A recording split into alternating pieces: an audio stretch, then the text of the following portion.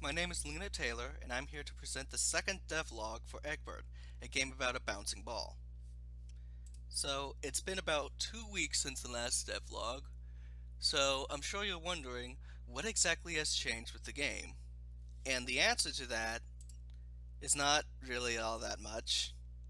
Um, so, the thing about this game is that it's a side project, and I simply do not have a lot of time to work on it when I'm working on another game for school. Um, that and other personal issues, and the fact that the world is going to, crap right now. So I haven't had a lot of time to work on this project in particular. That being said, within this 2 weeks, there have been some smaller additions that I would like to talk about today. The first of which is there's now water.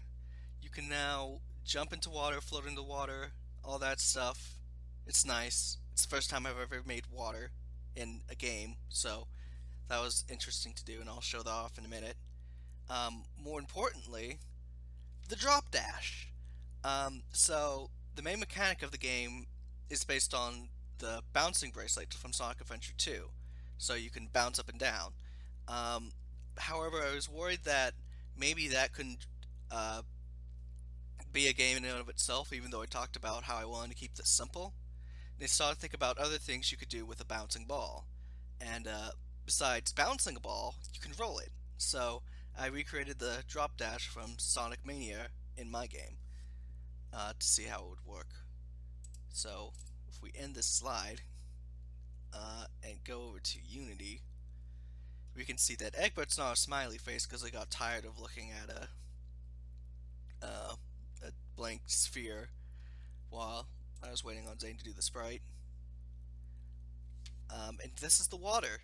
So you can roll into the water and you float in it. It's water.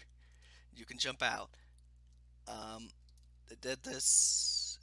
More importantly, so one interesting thing about this game is, like I said, you have the bounce bracelet. You can jump up and down. However, if you do this in water, you gain an absurd amount of height. I kind of saw this coming, not to this degree though, but I think I'm gonna keep it just because I like the idea of going like whoosh, cannonball, and then spam. You just have all that upwards momentum. I know that's not how water really works, but it seems too fun to take out, so I'm gonna try to experiment with that later. Um, as for the drop dash, if we go to testing slopes, yeah, save those changes.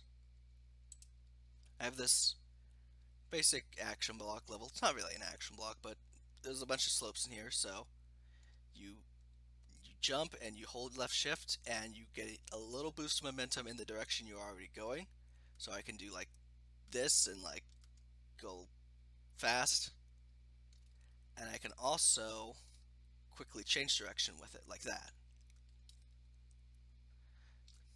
Whoop, whoop.